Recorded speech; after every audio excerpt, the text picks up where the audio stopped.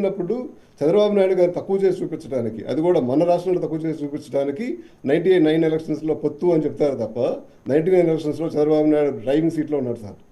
ఆ రోజున అంటే ఇప్పుడు ఇవాళ రోజున దేశంలో అందరూ చంద్రబాబు నాయుడు గారు మొబైల్ కనుక్కున్నారా, చంద్రబాబు నాయుడు ఇంటర్నెట్ కనుక్కున్నారా అంటారు. కానీ ఆ రోజున జాతీయ స్థాయిలో టెలికాం డిపార్ట్మెంట్లో పాలసీలు తయారు చేసినప్పుడు ఆ పాలసీలకు చైర్మన్గా పనిచేసిన చంద్రబాబు నాయుడు.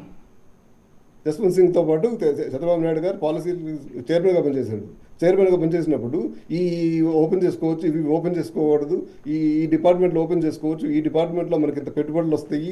అప్పటి వరకు సార్ 95-96 వరకు మనకి టెలిఫోన్ రావాలంటే దగ్గర దగ్గర 2 ఏళ్ళు 3 ఏళ్ళు వెయిట్ చేయాలి సార్. 6 నెలలు 7 నెలలు వెయిట్ చేయాల్సిన పరిస్థితి.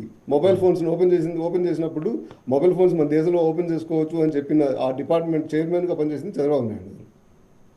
అంటే మనం తక్కువ చేసి చూపిస్తాం సార్. ఇక ఇక ఇక దానికి కంటిన్యూషన్గా ఒకసారి అంటే మిగిలిన వాళ్ళు కూడా నేను క్వశ్చన్లు అడగమన్నాను సార్. రైట్.